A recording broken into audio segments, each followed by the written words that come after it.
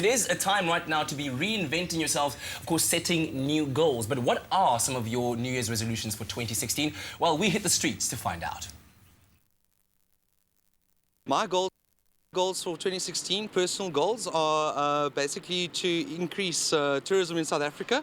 2016, I think the main focus would be onto increasing business. Mine is to do awesome hair. I'm not into the whole New Year's resolution thing. I haven't thought of any. It's 2016, it's a new year, but just to live life and have fun. If I want to do it, I will do it. I don't have a list that I want to do. Oh, man, we know that around 41% of us set New Year's resolutions, but 9 out of 10 people don't ever achieve them. That is heartbreaking. Yeah. Let's see if we can change that course for 2016. We are joined by our fairy godmother, life coach Donna McCullum. Thank you. Oh, blessings upon blessings. Happy New Year. Happy New Year to you too. Oh, man, that never gets old. And you know they always say that Christmas is about the gifts, yes. But as a fairy godmother, New Year is my time, right? About dreams and goals. So I brought some little gifts for you. Wonderful. Now, leigh-anne, I know that you've read my book already, so the book is for reading. I will get and what here are I some want. meditations for you to start off the new year. This leads me in beautifully, getting what you want. Why don't we get what we want? Why do so many New Year's resolutions end in failure? And maybe Bella has the secret. But what is it about New Year's resolutions that's almost setting us up to fail? Well, New Year's resolutions, a lot of people make them as they're pouring that champagne at like 20 to 12. Like, oh my goodness, how do we make this year different, right? So firstly, a lot of them are made on the champagne. Secondly, wow, some magic. He's adding his mark to 2016. Oh, boy. And so one of the big things about New Year's resolutions is it's often created out of dissatisfaction. Things that people are unhappy with. Oh, I'm feeling funny in my body. I'm feeling overweight. Okay, now's the year to be healthy. Or I'm feeling despondent in my job.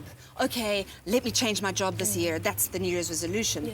And so one of the reasons why New Year's resolutions are set up to fail is because they're created out of dissatisfaction, not out of what do you really, really want.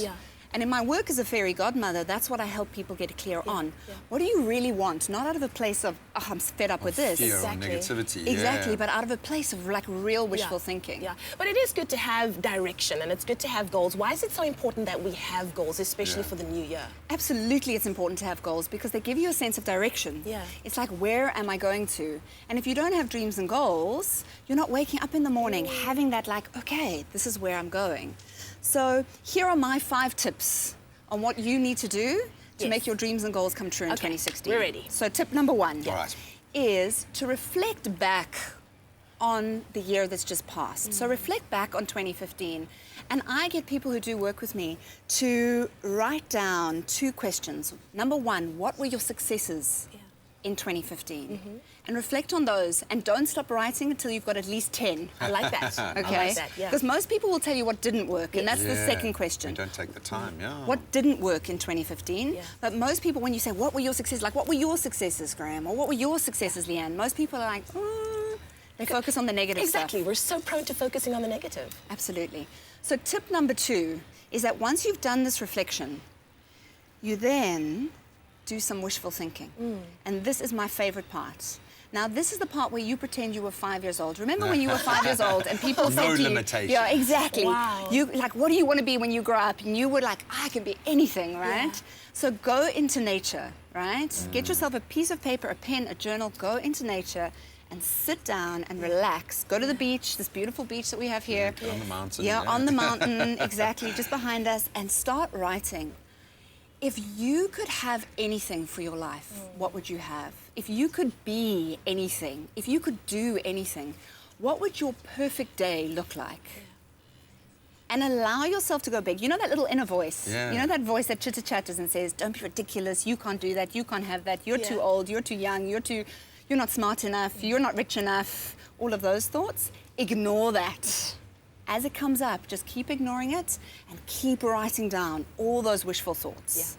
All right, I'm going to leave it at that point, and I'm so glad that you brought this in because that was my affirmation this year. I didn't want to have a resolution. I wanted an affirmation to think big again. Last year Exactly. was so challenging. I think a lot of us were looking at the small gains, not at the big gains. So we're going to get through the rest of your 5 tips this morning. We know that you guys at home are very pumped up for 2016. We'd love to hear what some of your goals for the brand new year are, maybe ways of keeping to those goals. You can hit us up on our social media platforms, hit us up on Twitter, or especially our Expresso Morning Show Facebook page. We'd love to hear from you.